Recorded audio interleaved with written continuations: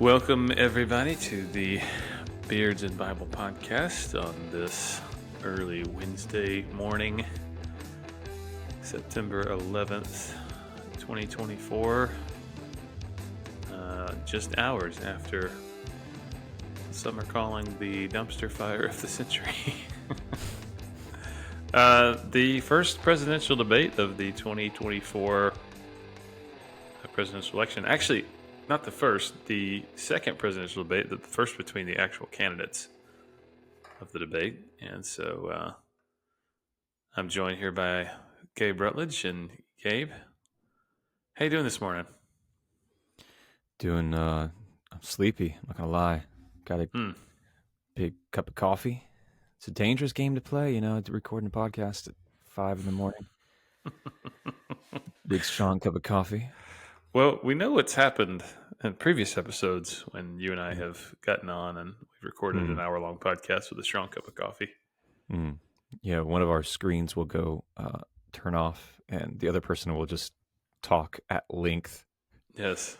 While the other person is out working on the plumbing. Said other person makes up some excuse. Like I think one morning you said you had to go make your kids breakfast, and then you sprinted off camera. Something. Yeah. Yeah, but you've got a baby in the house, so you guys are up early anyway, right? No, he sleeps through the night pretty good. Yeah, I wake up like usually an hour from now, usually 6:15, something like that. Yeah, I'm usually up around 6 too.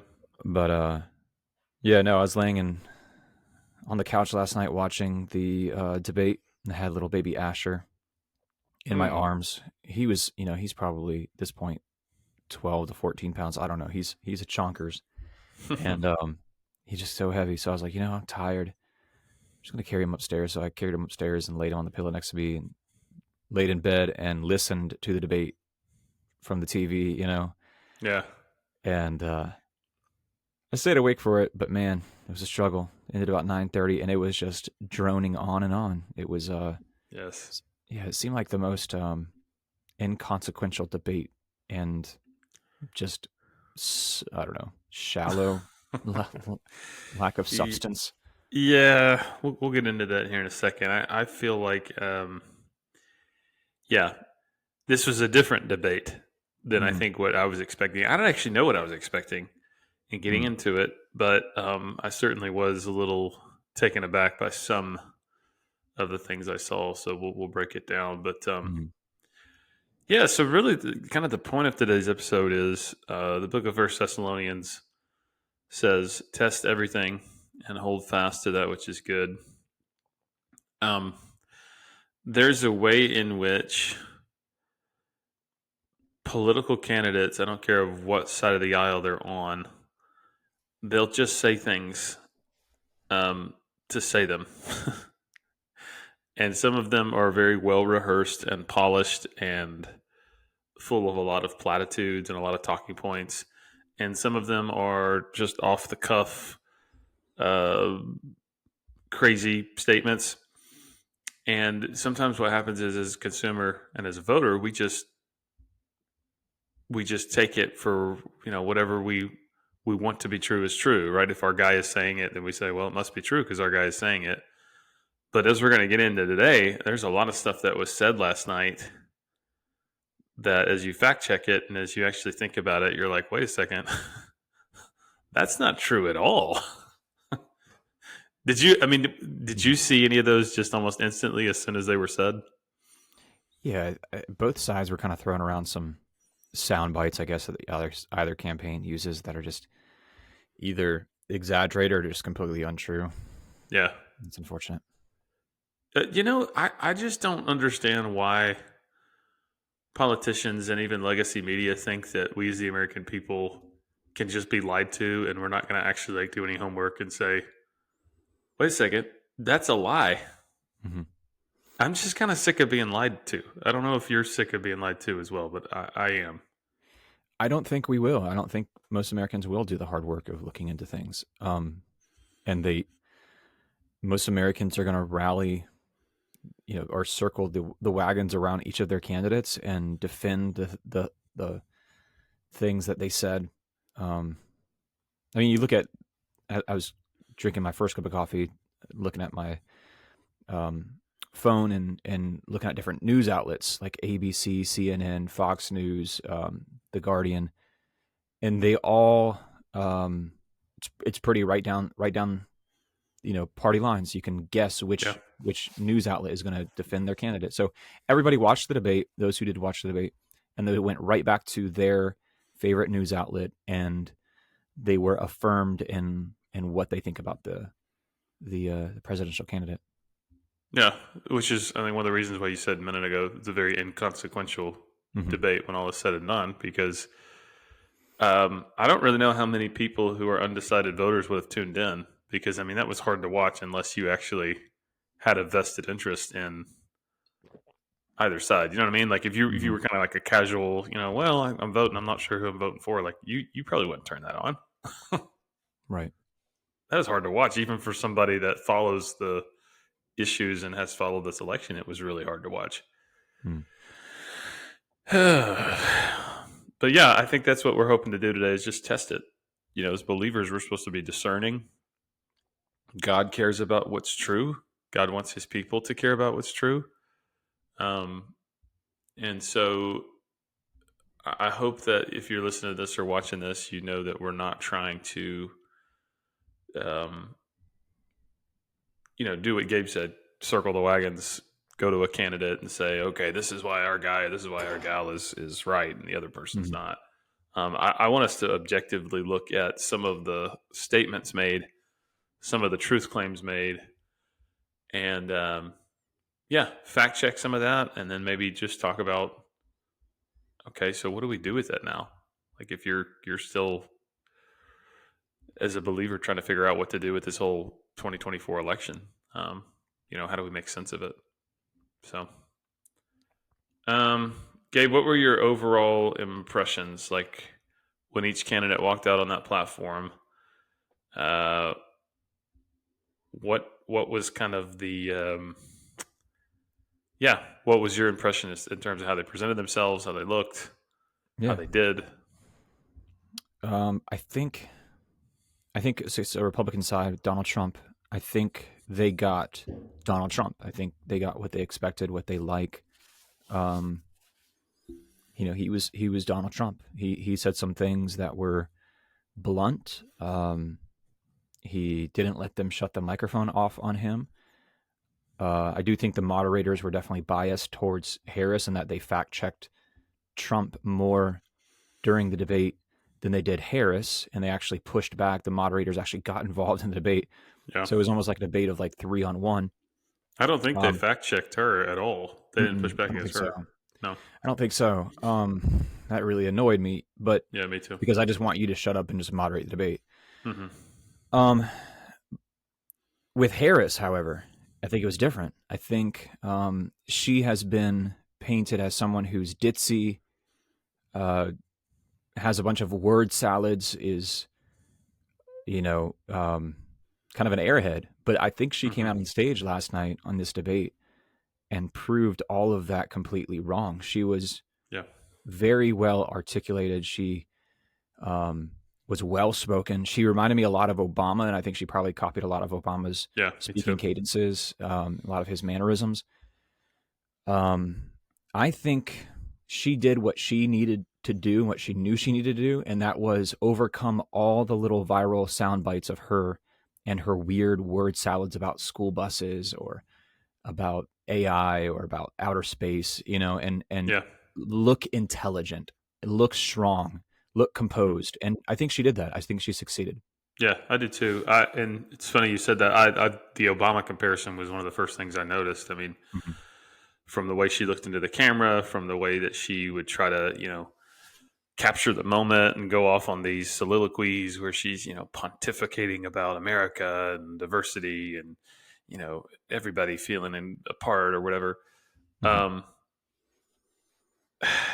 I think when they first came out on stage, there's always that awkward moment when they're walking to the platform and the Mhm. podium, and I'm always really interested as to like how is Mhm. this gonna go down.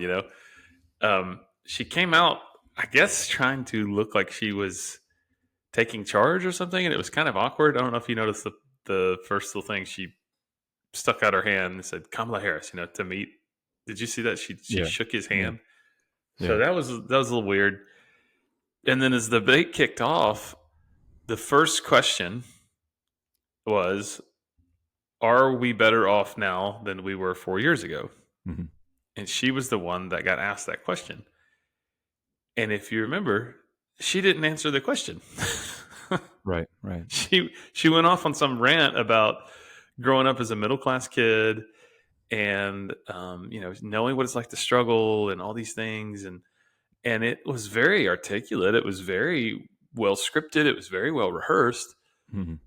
But after about 2.5 minutes of it, I'm sitting there with my laptop taking notes. She didn't answer the question. She didn't say anything. She didn't, actually get to the point, Hmm. Hmm. And so then Trump came out, and he's the exact opposite. I mean, he just jumped straight in, He goes right after uh, illegal immigration. He goes right after the economy. He goes right after inflation. But then he swings so far to the other side in terms of he starts to throw out all these things like 4 years ago when I was in office, we had the greatest economy in the history of our nation, and I'm like, what? That's quite the claim. Hmm. The greatest, and now we have the worst. So there was like all these like always, never, greatest, worst, and that kind of got frustrating. Hmm.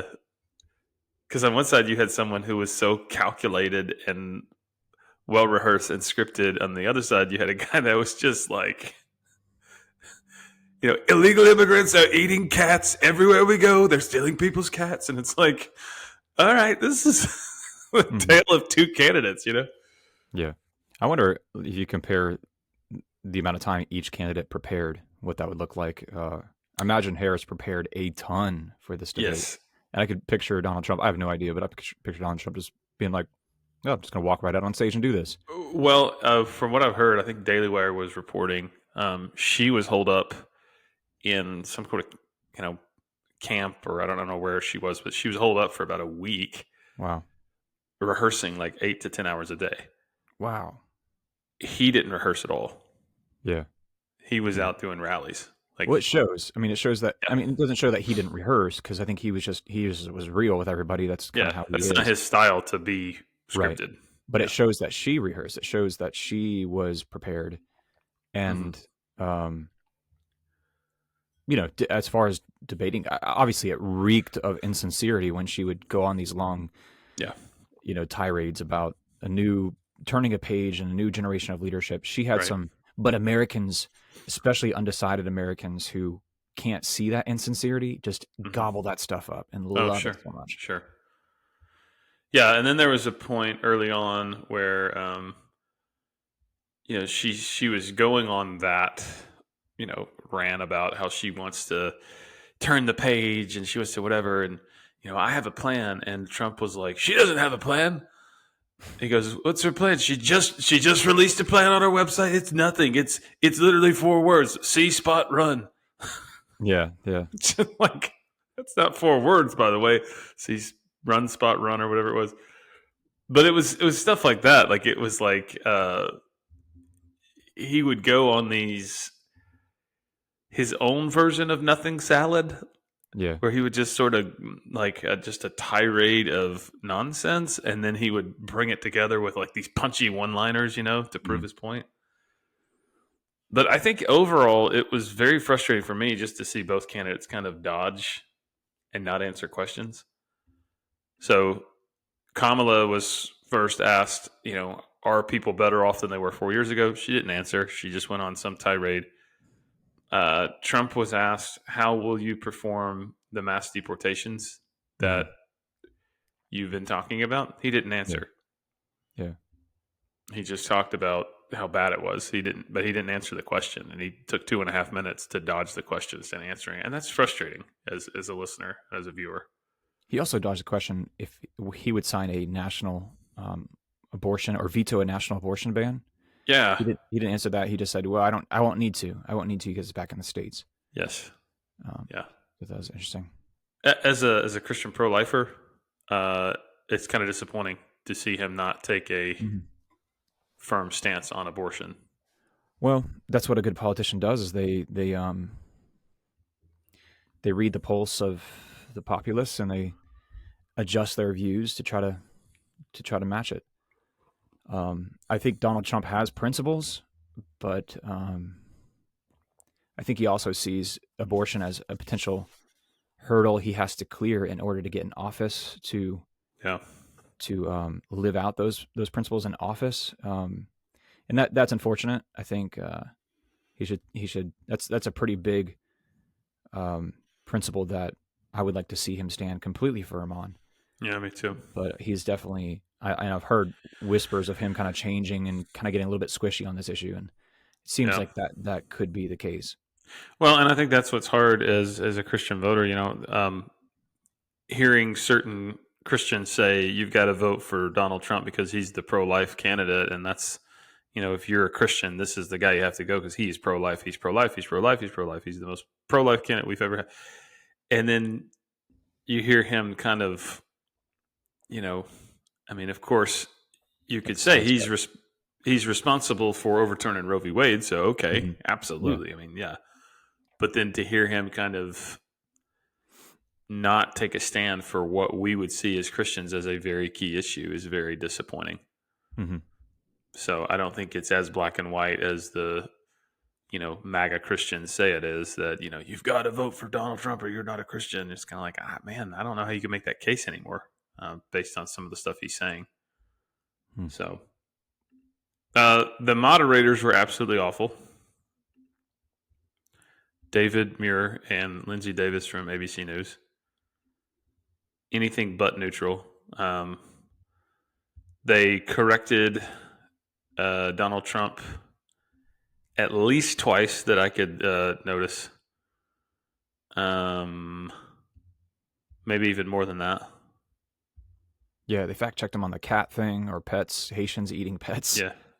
Which that was the dumbest. That was the dumbest thing. Why does that matter?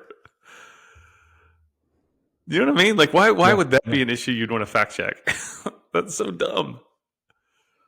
I don't know. I think Yeah. ABC told him, look, he's going to talk about these things. You need to push back on him if he does. I don't know. It was so stupid. Yeah. And it was. I thought it was unethical as a debate moderator. Mm-hmm. Lindsay Davis also fact checked him on abortion laws, and there were some folks last night on Twitter fact checking Lindsay Davis, saying, "Actually, Lindsay Davis, there was this same late term abortions have been on several ballots in key states for people to vote for." So she was being dishonest and misleading. In some sense, she was right. It's not currently legal, but it has been proposed as legislation in liberal states for partial birth and late term abortions, and also post birth terminations in certain rare cases. So she took a very unneutral stance against Trump, basically calling him a liar when she herself was being pretty misleading with that. So, so the issues that the debate centered around, obviously, immigration got a lot of press time, which I don't feel like Harris really said anything significant about immigration. Do you? Mm-hmm. No, she didn't address that issue at all. Yeah. She just relied on the moderators who pushed back about how are you going to deport all these people, 11 million people, I think he said. They did the work for her in that area. Mm-hmm. Yeah, Trump would stick to that issue, keep circling back to that issue. Mm-hmm. And he kept trying to, sound the alarm for how bad it was. He kept saying, here are the numbers. And actually the numbers we've got, it's probably worse than that. There's more and more and more coming. Here's what they're doing. They're, in cities like Springfield. That was the whole Haitians eating cats. They've gone to was it Springfield, Missouri or Springfield, Ohio. Illinois or Springfield? Ohio. Okay. Yeah. So if you missed it, he went off on this thing of it's gotten so bad that we have immigrants coming over. He said Mhm. from mental institutions and prisons that have taken over whole cities, and they're doing things like stealing people's pets and they're eating their pets. Mhm. Which I don't know why you have to go into that detail to make your case that illegal immigration is bad. Yeah. And so then David Muir from ABC News says, we talked to the Springfield, Ohio city manager who said that people were not indeed eating cats, Mr. President. All right, Vice President Harris. And so it's just like this weird moment of like, I don't know. I don't even know why that matters, but it's like, Well, I'm just so glad that the moderator of this debate was like, he's probably going to bring up Haitians eating pets. Let's go call Springfield, Ohio's city council people and just verify this so that we can fact check him live on stage as a what? moderator. Yeah, what in the world? Like, this is the Journalism is most. just so dead. Journalism is a joke now. Yeah, man. It was just, oh my Really. gosh. So, but, in the midst of Trump making these crazy, bombastic claims, I mean, his numbers weren't, in some sense, higher than the actual reported numbers. And he even Mhm. said it, the numbers we have are probably not even accurate, but this is how bad it is. Mhm. Kamala Harris wasn't saying anything about it. Right. She Yeah. had one candidate who was saying, it's the worst we've ever seen. Everything's terrible. We got to build a wall. And then one candidate literally not saying a single thing about it, when she's been the one who's been responsible for the border. Yeah. I think he definitely won on that point in this debate. Yes. Yes. He said at one point, he's like, we could stop this debate right now. We're wasting time. She could go sign a bill. Her administration could go sign a bill right now that could seal up the border. And I Yeah. thought that was a really good. That's true. It's like, Right. they could fix the problem if they wanted to. But then he goes, but I think maybe that they're hoping that they'll vote for their party. And I was like, wow, that's a Yeah. pretty good zinger there. Right. Yeah. So immigration is a big issue. Abortion was a big issue. Mm-hmm. Um, there were several moments where she, you know, stole the moment, turned it back towards this, you know, Mm-hmm. emotional, passionate soliloquy about women's rights and about, Right. women that are miscarrying and yet they can't get the medical care that they need because of these unlawful, unethical laws where the government says that they have more rights to a woman's body than she does, and all this crazy stuff. Saying that Donald Trump's against IVF and Donald Trump's against providing any care for women who have uh, miscarriages. I mean, just not true. Mm-hmm. And he even said, like, I'm not against IVF. I've never said I was against IVF. Um, what did you think about what she said about abortion and kind of what her. Yeah, I think she maybe did a good job, maybe a better job in that area. Obviously, I disagree with her, like Sure. Oh, completely me too. disagree with her on that. But I think she Yep. did a better job articulating her stance and Hmm. rallying women and pro-abortion supporters behind her on that. Yeah. Um, yeah, that soliloquy, like you said, was just absolutely disingenuous and gross the way she was saying it. But I think people look past that and they just hear what they Sure. want to hear. Yep. Yeah, and he kind of seemed all over the place with abortion. Um, Mm-hmm. he wouldn't answer a question. Would he support a national ban of abortion? Mm-hmm. Like you said, he said, I won't have to. Um, and then turned it back around on her. I'm trying to remember what he turned it back around on her with. Um, but it was kind of a tangential point. Um, it was like, why don't you ask her if she'd support a blah, blah, blah. Hmm. And then he looked at her and asked her, would you support this? And she just kind of looked at him and just shook her head like, you're crazy.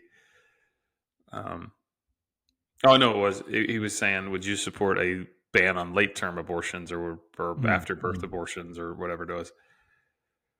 Um, so, yeah, I feel like you're right. I think she did a far better job at articulating her belief on abortion.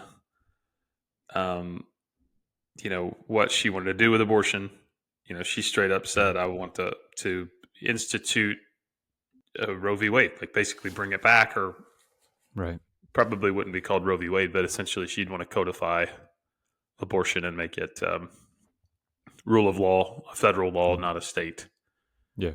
issue." So I think as Christians, that is a very important issue for us, obviously. Sure. So a little concerning, some of the things she was saying about that. There was the economy and inflation. Hmm. Hmm. How do you think each candidate spoke of that? I think Trump had the upper hand on that one because he's not the incumbent right now. He just had to keep pinning her to the wall, linking her to Biden, linking her to inflation, um, kind of a stagnated economy. And I think he did a good job with that. I think the economy and numbers, that's his forte. Yeah. Um, like if women's rights, quote unquote, were hers, the economy is his. Um, yeah. So I think he came out ahead on that key issue. Yeah, I did too. She did a lot of dodging. Hmm. Um, in an unbelievable act of political gymnastics, she basically said the Trump administration left America with this mess. Hmm. There's one claim she made. Let me read it. I fact checked her. It's like 10% unemployment, I think she said, Yeah, she which said is Here's her claim.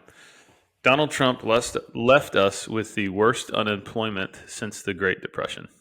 mm, So, um, the unemployment rate spiked to a post Great Depression record of 14.8% in April of 2020, but that was at the beginning of the pandemic.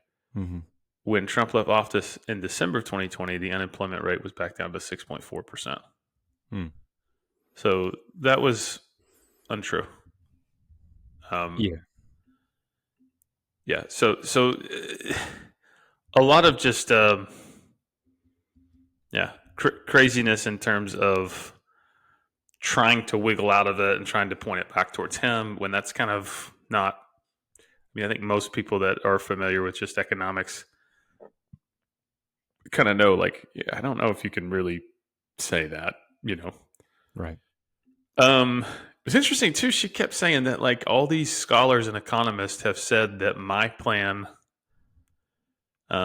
is going to be, this great thing, but Trump's plan is going to send us into a recession, within just a couple of years. And it's all these, economists and all these scholars and all these people. Did you notice that? Yeah, Like appealing not yeah, just to what she didn't give us reasons for why. She just said there's a panel of economists somewhere mhm, that think his plan is awful. yeah, yeah. And I mean that's effective. I think honestly, I think that was a good um, defense mechanism that she Hmm. employed. That a lot of Americans are going to look at that and they're going to say, "Oh, that sounds important," or "That sounds safe." I mean, the ones who are really well educated and informed are going to know better, but the ones that are not, or maybe on the fence, they're gonna hear her say that, and they're gonna think, "Oh, maybe she does know what she's doing." Yeah. Yeah. So the economy inflation, I would say that again, like in immigration, uh, I think Trump probably had the upper hand on that issue. Hmm. Now, whether or not he actually articulated his plan to get us out of the mess we're in, I don't really know how well he did that last night. But how about foreign policy? Mm, The war in Ukraine and the war in Israel. How do you think either candidate addressed those issues? man, yeah, Trump made some pretty big claims. Like he would end the war in Israel against Gaza, against Hamas, like before he was even took office as a president Yeah, elect. as a president Um, elect, like day one, he'd have it done. the other thing with the war in Ukraine, David was his name. It was the moderator's name. David Muir, yeah, He asked him, "Do you want Ukraine to win?" Which is an interesting question that yeah, it is. I feel like they asked on purpose, and I don't know why. I didn't dig into it, Hmm. but Trump didn't do a good job answering that question because he said, I want the war to end. I want the bloodshed to end and the Yeah. meaningless deaths to end. He didn't say, yes, of course. I don't know why. Hmm. It's odd to me, but um, yeah, I think, again, like in terms of substance, I think Trump is probably right that a lot of these things would have been prevented with a strong leadership. But in terms of presentation last night, I think Kamala came out a little bit ahead on just her presentation. I'm not talking about Right. substance or plan or anything like that, but in how she appeared to be more composed. Um, I don't. Trump went on talking about this guy from Hungary, talking Yeah, that about was him. weird. He's like the world leaders were afraid of me. They were afraid of me, afraid of me. And he goes, I don't like to use that word afraid. That's what he used. But still, I don't think that Americans liked that idea of No. the world being afraid of the U.S. president. I Hmm. think they want someone who is a diplomat, someone who, um, speaks softly and carries a big stick. But Right. yeah, so I think on that particular point in foreign affairs and stuff, I think Kamala's presentation resonated with Americans more than Trump's did. But I think in Yeah. terms of substance, I think Trump is right that a lot of the world would not be on fire right now with genocide and war Right. Right. Right. if there was a strong leader in the Oval Office. I think that she was trying to be very, very calculated and careful about how she talked about foreign policy, Mm. like walking on eggshells. And from him, you heard the exact opposite. He just talked about, and I thought there were some poor choices of words, like you said, bringing up the president of Hungary and how people are afraid of him and all this. And it's just like, man, there's got to be a better way to say that, because it's almost like if you Mm-hmm. know Trump, you know what he was trying to say, Mm-hmm. but you're also sitting there like kind of cringing, like, man, where is he going? Please don't say something dumb. And then I think the big thing that you could almost see, like her reaction, where her eyes like got wide, is he brought up nuclear weapons Mm-hmm. and just talked about, this is, he mentioned World War III. He's, Biden and Harris are going to plunge us into World War III, and that's something about if you elect her within 1 year, uh, Israel's not going to exist or something. Did you Yeah, remember yeah. that? He did. He said she hates Israel because Yeah, he's like, I really feel like if she she hates gets in Arabs office, and she hates Israel. It's like, yeah, yeah, what? because there's like 2 million Arabs living in Israel. So he was saying if she gets elected, Israel will be defenseless, and then Israel will be wiped off the map. I think he was that was kind of I don't know, over simplistic. Yeah, yeah. Um, That's a but good I think word for his foreign policy yeah, talking I points think last night. he Yeah, could have said like, look, guys, um, I'm worried about her pulling back support in defense of Israel. right. And as a result, I'm worried about these bad actors like Iran and all of its various proxies that surround Israel Hmm. getting their way, which is to wipe Israel off the map. Right. And I'm going to stand with the Israelis and the 2 million Arabs living in Israel. Like I am going to show them the support they need. Like if he said something like Hmm. that Hmm. instead of she hates Israel, Right. she hates Arabs living in Israel. One of I those sounds don't know. intelligent. One of those sounds like a Mhm. 12-year-old kid. Yeah, yeah. Yeah, and he But again, chose the that's 12-year-old for kid for route. either camp. For either camp though, um, when he said those things, all the already dyed in the wool MAGA people were like, that's Yeah, right, she he hates does Israel hate because Israel. Yeah, yeah. yeah, yeah, because that's what they're again, we're so dichotomized Hmm. in our views and where we get our information that those people wholeheartedly believe that. I don't think she believes that. I don't think she hates Israel. I don't think she hates Yeah, Arabs. I think she just doesn't understand that there are very wealthy countries who would love to wipe Israel off the map. yeah, I don't know. And that there's a spiritual warfare going on in that realm sure. over the existence of Israel as a nation. Yeah, absolutely. For the war in Ukraine, he was asked like, how would he broker a deal? I think he was asked that. Mm-hmm. He didn't really answer. He just said both of them love me. They respect me. I know them very well. I'd Mm-hmm. have a deal made between Zelensky and Putin. within my first day of being president elect, it would be over. Yeah, yeah. And neither And of them answered the question about the no, Hamas Israel yeah, resolution of that conflict. yeah. She Well, said something about a two-state solution, but yeah, that she didn't elaborate about how that's possible. People have been talking about that since Jimmy Carter, but how is that? yeah. Well, I think she did kind of come out ahead on that one, just in her presentation. She said Yeah, something, I want to give the Palestinians the dignity and respect they deserve and the self autonomy they deserve.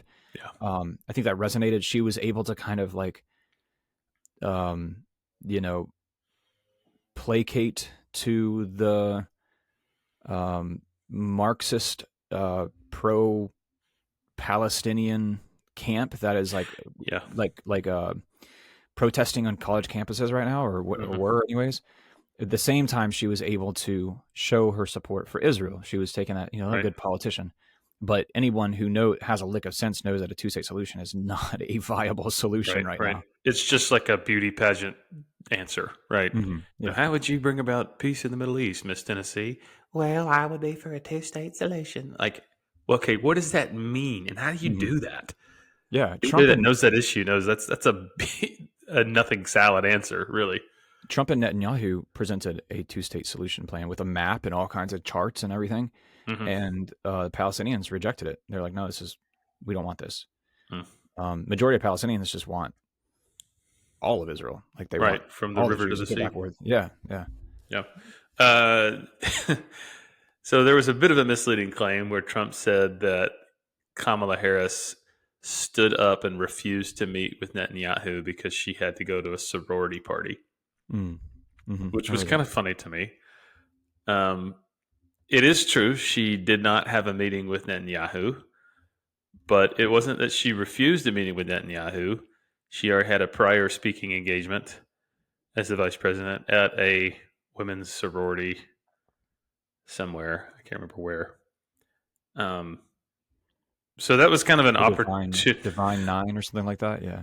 Yeah, I can't remember. It was it was kind of funny, because the way he painted it was, Netanyahu's like begging Kamala Harris to meet with her and to Yeah. meet with him, and he's just, begging her to do it, and she's like, "No, I got to go to a sorority party," and that's just not the Yeah. case at all. Really, it's more Biden's responsibility to meet with Netanyahu than Harris's as the sitting president. But interesting how he capitalized on that.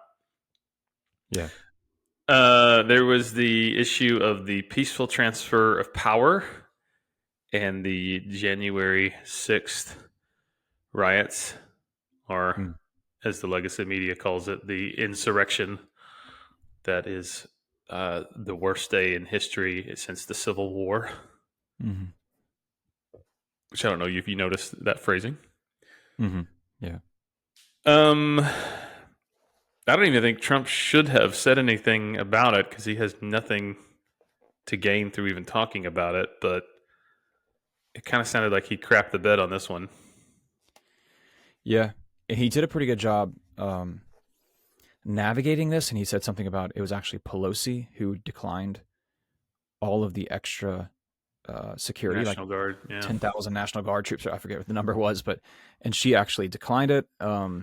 He did a good job pinning it back on her.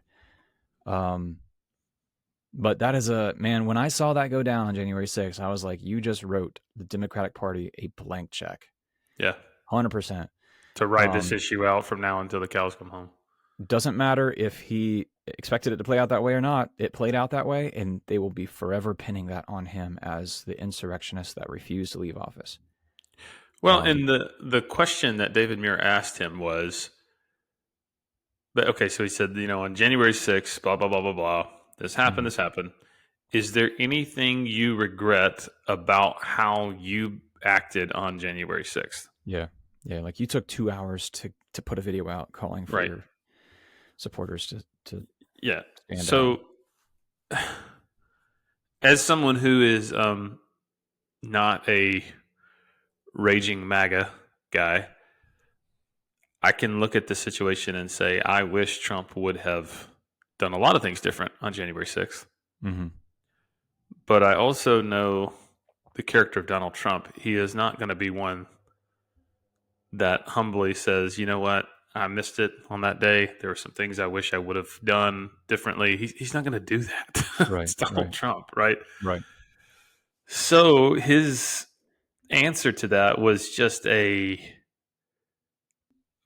don't know, man. It was we were getting the ride of our lives as listeners and viewers as to where he was taking us to try to take us away from Mm-hmm. that question. And it was just a meandering a tirade of nonsense trying Yeah. to lead us away from the question that was asked him. And meanwhile, that when the camera would cut to Harris, she had this like smirk on her face, like they got him. Mm-hmm. Mm-hmm. And Yeah. that as a listener, you're just going, man, that's not even a like the moderator asking that question almost like did it for Mm-hmm. Harris, right? I mean, it was just Yeah. it was a really Yeah. weird moment because it was kind of like Harris didn't even have to say much, and Trump just kind of you know did his thing on that. So I think he missed it on that Yeah. point. Yeah. I think so too. I don't think he did much to assure people that he would accept the results of an election if it didn't go his way. They talked about his claims that he won the 2020 election and that it was rigged. Mm-hmm. How do you think that went down? That was kind of weird. Yeah, that was awkward for him. And then the David guy said, you said things on Twitter like we lost by a whisker, or, you know, basically he's quoting some of Trump's tweets where Trump is admitting that he lost Hmm. and comparing those to past claims that say that he got the most votes ever and it was rigged and all this stuff. Um, that was kind of awkward for Trump because he's like, I don't remember saying that, or he's like, if I said it, I was being sarcastic. Right. That was weird, but and then he almost got into a debate with the moderator, which is to me a disgrace of journalism. Yeah. Like the fact Yep. that he's like, yeah, but these went before 60 different courts and everything. And he's like, yeah, but they didn't want to look at him, and they're sitting there going back and forth and jousting a little bit about it. That to me was unfortunate, but yeah, I think he should have instead said, look, I think he eventually brought it back around this. He should have He said, did. look, that's in the That's past. behind us. Yeah. Let's Yeah. let's move on. We have to fix our country. They made it a mess. They ruined it, and he did that. He brought it back, but I think he did it just a little bit too late. Right. Right. He took the bait. That's what Mm-hmm. a lot of commentators were saying after the Mm-hmm. debate. Not only did Harris give him, she baited him on a couple issues. The moderators baited him on a couple issues to Mm-hmm. basically try to draw him into kind of a a no-win situation where if he talks Mm-hmm. about this issue and he actually shares what he thinks about this issue, he's going to look really bad. Right. And true to form, that happened. I think it happened on the January 6th thing. I think it happened on issue about the 2020 election. And then there was the question that was asked to him about Kamala Harris's race, Mm-hmm. which I'm trying to remember that question, but it was such a I sit there looking at the TV like, what? Like, how is he even supposed to answer that question without seeming like a terrible person? Yeah. Something about he asked something like, "Is she really black?" Yeah. Yeah, but I'm trying to remember how they asked, because I don't think they asked her, Mr. President, is she black or is she not? But it was like, why did you say that she was black and then she wasn't black or something like that? Like, it was really Yeah. weird. Like, And then his answer to that was unfortunate too, because he said, "I don't care what she is. I don't care what yeah, race she is." And I yeah. was like, "Oh, the media is going to take and run with," I because don't I know know. how it works. You're going to grab a Yeah, little out of context soundbite. I know he didn't mean that way, but the right. media is going to say, "Oh, look, they don't care about her legacy and her Exactly. race Exactly. The and her first culture." African American female Hmm. president, Donald Trump, doesn't even care. Right. It's kind of like heads I win, tails you lose, right? I mean, there's Yeah. literally no way when a question like that is asked, Ugh. he can answer that question without seeming like, What he you should have know, done is stopped and been like, "Hey, look, I don't want to get into race tonight. Like that's inconsequential to me. yeah, What matters right now on this stage is policy." He should have said like, "I saw something where she she was identifying as Indian American, and then she switched it over to black. That looked really politically convenient to Hmm. me, so I called her out Hmm. on it. But let's talk Yeah, about policy. You should right. have just done like that. Didn't do that. No. No. And then she took that and went off on another one of her soliloquies about Donald Trump is obsessed with race. Donald Trump Hmm. is obsessed with dividing us. I don't want to divide us. I want to unite us. And it's like, what are you talking about? It's the Democratic Party that's been obsessed with critical race theory and all that. Like, Right. but I mean, that played right into her hand. And he took the bait and he went right for it. And that was really frustrating to watch as a viewer. Agreed. Um, Leadership and temperament. How do you Mm. think either candidate presented themselves as potential leaders and things like demeanor, tone, body language? What do you think? Um, Trump presented himself kind of as grumpy and angry, Hmm. which I think a lot of Americans are grumpy and angry. So Yeah. that will resonate with a lot of people. But in terms of like leadership, um, I don't know that looks good. Hmm. Um, but who knows? I mean, maybe there's a time to be a grumpy, angry leader. Um, she she kept her composure more than he did, I think, and looked um, just her platitudes about turning a new page, a new generation of leadership. I think undecided voters and then voters who are already pro Harris really got behind that. Yeah. I think in terms of leadership and temperament, um, I think it just confirmed what everyone already believed about either candidate. But I Hmm. think she proved that she is intelligent and well spoken. And I think so I think Trump he knew when he was going to debate Biden, all he had to do was be quiet and let Yeah. Biden Let Biden step in talk his own and poop. yeah. Yeah, Yeah. and look like a buffoon. That was successful. I Hmm. think he went into this debate kind of thinking the same thing, kind of thinking, Hmm. man, she's going to look like a goofball, Right. and all those little sound bites of her, um, it's just going to be there's going to be way more of them that come out in this debate. It didn't happen, and she Nope. looked really articulate and well composed Yeah. and strong on some issues, and I think that took him by surprise. Yeah. So I think she maybe won on this I do point, too. like in leadership and temperament. You I know, do too. And I don't think I'm the only one that thinks that, or you're the only one that thinks that. I watched the Fox News reactions mm, and I just wrote some of them down. Brett Hume said Trump had a bad night. He took the bait. Jesse Waters said it was rough, intense at times. Trump had mm, moments where we thought, OMG, where in the world is he going with this? mm, mm-hmm, Then he had some snappy one liners. Harold Ford Jr. said this was a train wreck for Trump and he needed this to end. mm, Sean Hannity said, we didn't hear anything about Kamala Harris. It was scripted, nothing salad answers to softball questions. I think everybody agrees with that. Um, Ben Shapiro said, this debate won't matter. It was just eliminated as an inflection point. The American people still know nothing about Kamala Harris's position. Donald Trump is still Donald Trump, and the legacy media are still a giant flaming dog turd. Tell us what you really think, Ben Shapiro. Um, so I think I'd agree with him. I think Harris appeared composed, but it was scripted, rehearsed, chat GBT, empty platitudes. Just mm-hmm, nothing salad answers that sounded really, really, really, really good. mm-hmm, mm-hmm, Trump looked rattled, frustrated, frazzled. He took the bait. He went on long, meandering rabbit trails that led to nonsense, and it made him look like kind of a crazy old man. mm-hmm. And yeah, I think that was unfortunate. And there were a couple. I mean, the moderators didn't help. I mean, Kamala got a free ride from the moderators. Mm-hmm.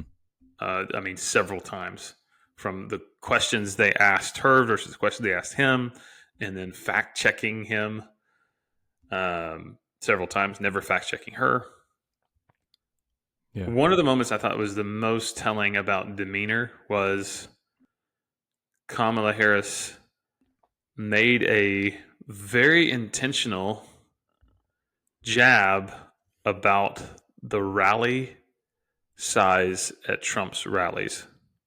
You remember this moment? No, remind me. She said that at his rallies, he talks about bizarre fictional characters like Hannibal Lecter. Um, he talks about windmills causing cancer or some crazy thing like that. Hmm. And the rallies aren't as big as he makes you think they are. And as a matter of fact, because they go on and on and on, and he drones on and on talking about himself and all these other issues, people start to leave early because they're tired of standing there listening to him talk. Hmm. And you could tell That bothered him. that bothered him. Yeah, you could show Hmm. the camera. You could look at his body language, his demeanor. He could not sit there and listen to her talk about his rallies. Like it just drove him crazy. Hmm. And so from that moment on, when she pushed that button, that's when he started looking rattled, frustrated, and frazzled, in my opinion. Yeah.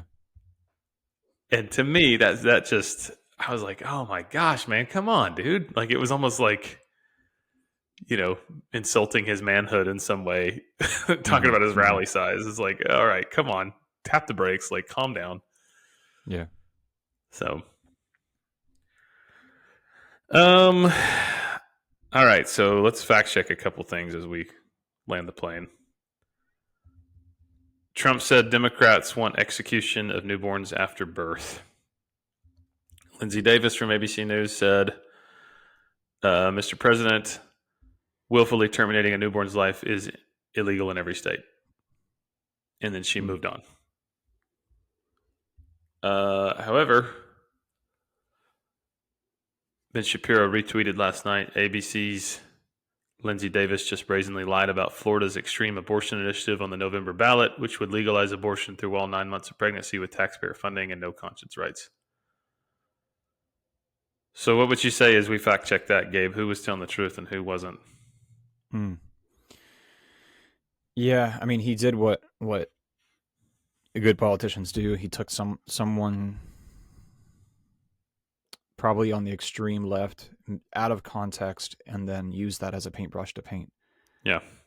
all Democrats. And I mean, that's what you want to do in a debate like this. Mm-hmm. But that's just not. It doesn't really hold up to the light, you know. Yeah. So not Yeah. all It doesn't. Democrats want to execute babies on the operating table or whatever. Yeah. That's Um, to me. That's a false, misleading, untrue statement. It has a little bit mhm, of truth in it. There are some radical mhm. leftists, as evidenced by the abortion initiative on the November ballot in Florida, but that's a that's a far cry from Democrats want execution of newborns after birth. So Hmm. legalized infanticide is what Trump said Democrats want, and yeah, that's just not true. Some of them may, but that isn't like the party's policy. So Harris said Trump tariffs would hit consumers. The exact Hmm. dollar amount is unclear, but she said that essentially Trump intends to pass a national sales tax that would cost families $4,000 a year. Hmm. Um, that's kind of half true, but not really true. Hmm. We don't know if it would cost them $4,000 a year. That's just kind of a number pulled from nowhere, I guess. Um, I Yeah. found this. Trump has repeatedly proposed wide-ranging tariffs on foreign goods, including an across-the-board tariff of 10 to 20 to 60% levy on goods from China. Although tariffs are imposed separately from the tax system, consumers would feel their impact much the same way as taxes. But his tariffs on goods from China would really, and a lot of people think, help us in international trade. So it would actually help the economy, not hurt consumers. So the $4,000 a year number just kind of seems like it was pulled from nowhere. So that doesn't really seem like that's Yeah. necessarily true. So One of the things she said, I think, was kind of an exaggeration when she said there's not one member of the military who is in active duty in a combat zone or any war zone around the world for the first time this century. And that's just Mm, not true. I mean, it obviously depends on how you define a combat zone, but right. we have U.S. troops in Iraq, near the Syrian border. We have U.S. troops who were just actually injured in Jordan Mm, back in January. Um, we have U.S. troops all over the place. yeah. So yeah, they might not be in an active combat zone, but Hmm. are they in in places that are dangerous and surrounded by people who want to kill them? Absolutely. Sure. Yeah. So I felt like that one was easy to scratch the surface and say, okay, that wasn't true. Yeah. The Yeah. fracking thing, she said, I will Oh not my ban gosh. fracking. Yeah. Um, That's a huge. when you just Yeah. pull up sound bites from her in 2019 when she's running for president against Biden, she was firmly in favor of banning fracking. And then as Yep. soon as she joins his campaign, she's like, "Oh no, I'm fine I with won't ban fracking." it. Yeah. Fracking's Oh, I cool. I'm can't a fracker. stand it, man. Yeah. Stand the lack of like principle and backbone these people have. Yeah. So gross. Absolutely. We already talked about her claim that Trump left us with the worst unemployment rate since the Great Depression. That's not true. Hmm. Harris said Trump is going to sign an abortion ban. Trump said, I won't have to. Um, so we already kind of talked about that. Hmm. Harris said, Trump said there will be a bloodbath if they lose. Hmm. Excuse me. Um, that's such a. I mean, if you you Oh, I know. Googled I hate that in that. 5 seconds, you can find that that's not what he meant by that. Hmm. I know it's so annoying that she still tries to bring that up as, but that's the thing is like I don't think Americans have the attention span to actually dig into it. No, no, Like the whole like when there was white nationalists at Charlottesville, yeah, they'll and find then people on both sides. Yeah, yeah, and then he said there's fine people on both sides. Like if you just again Google that less than 5 minutes, you'll show that is grossly out of context. hmm, But they still bring it up because they know that Americans won't do that, right. and it works. And Yeah, it's just sad. Trump is a white supremacist. Trump is saying that Mm, there's going to be a bloodbath if Trump loses. That's not what he said. He criticized Biden's plan for electric vehicles, and he called out China for building manufacturing plants in Mexico and promised to put a 100% tariff on cars crossing the border.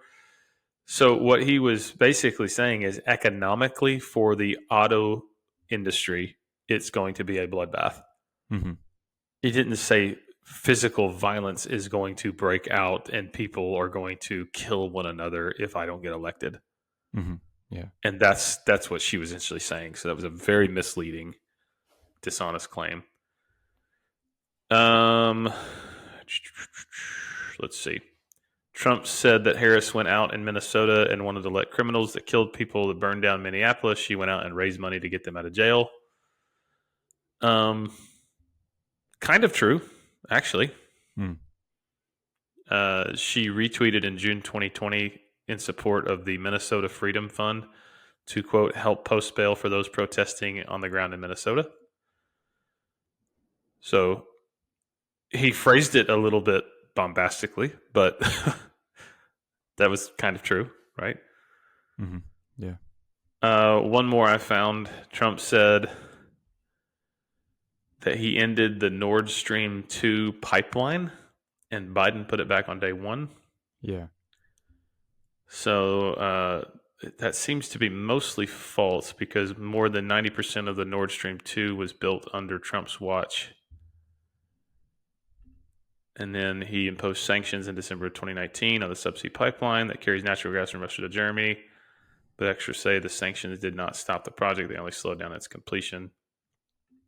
So that was misleading with that. So, yeah, both of them at times said false and misleading and highly exaggerated and twisted comments. Mm-hmm. Mm-hmm. Um, and that's frustrating. I'm really sick of getting lied to.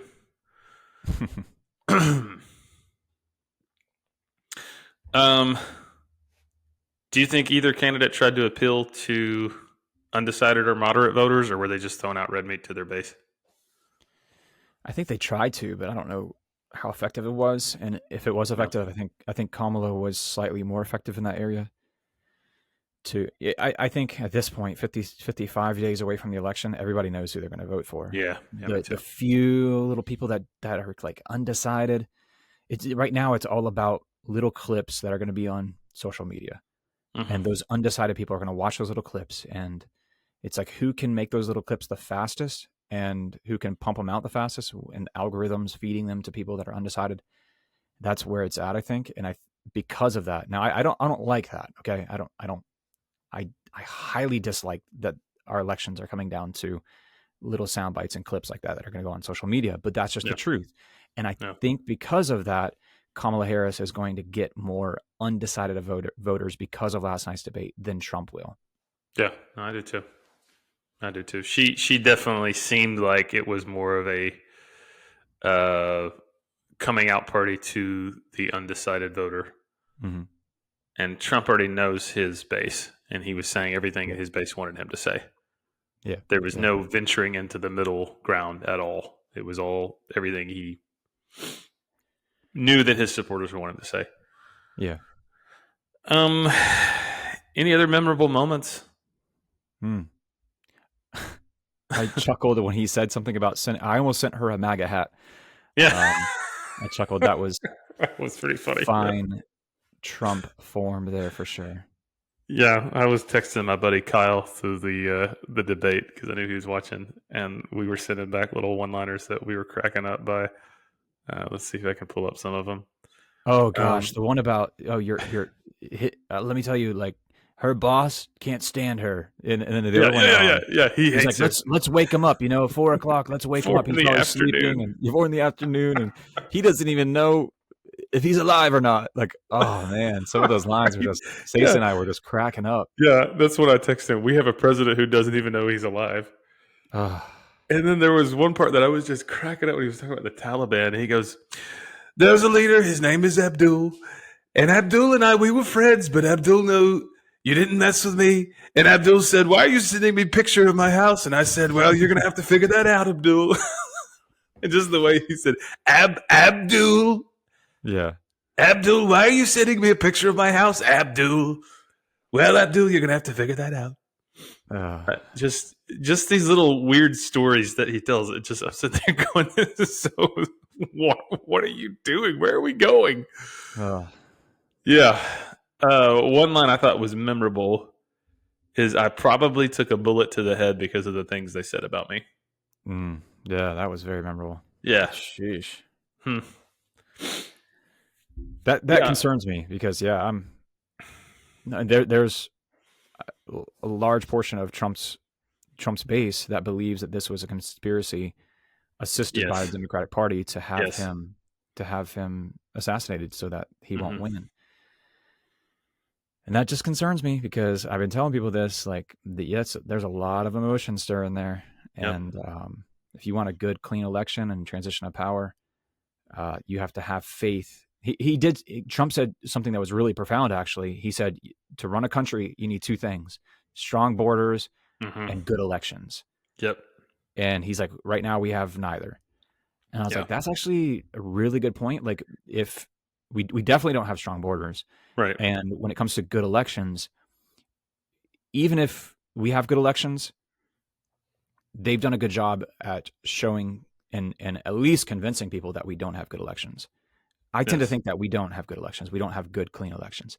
But when a nation that is a democracy or representative republic like ours, when the voting base loses faith in the election process Hmm. and counting vote process, things can begin to unravel pretty quickly, as we Yeah. saw in 2020, was it? Yeah. Zechariah 8:16. These are the things that you shall do: speak the truth to one another, render in your gates judgments that are true, and make for peace.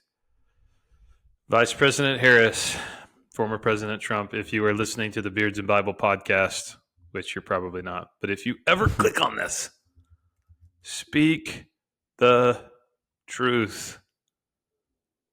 Speak the truth. Hmm.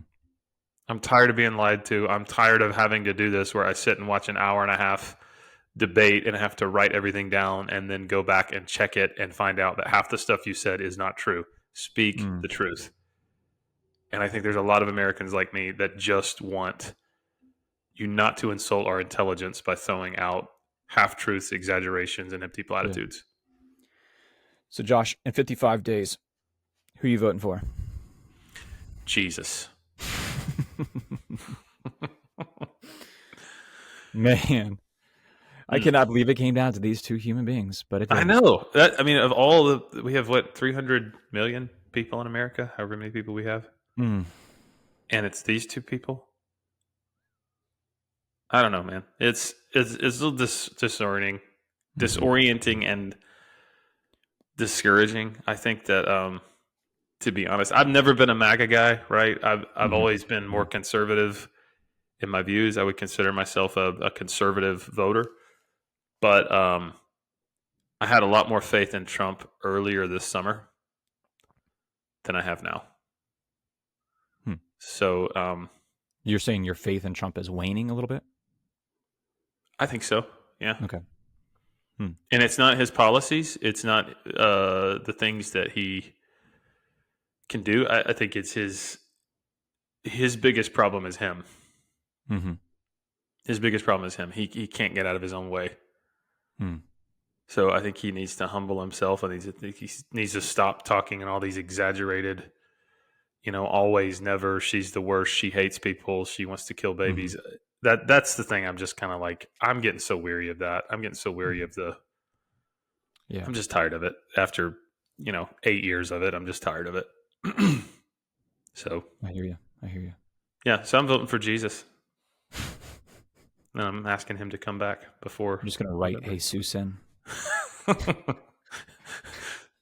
Some construction worker in my town's like, I got the vote. Anyway. Yeah.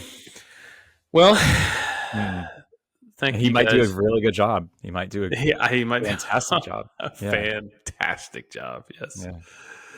Yeah. So if you're listening and you're undecided, make sure you vote. Make sure you vote often. We have wonderful elections, terrible elections. They're the worst. When I was president, there were better elections than the ones we have now. And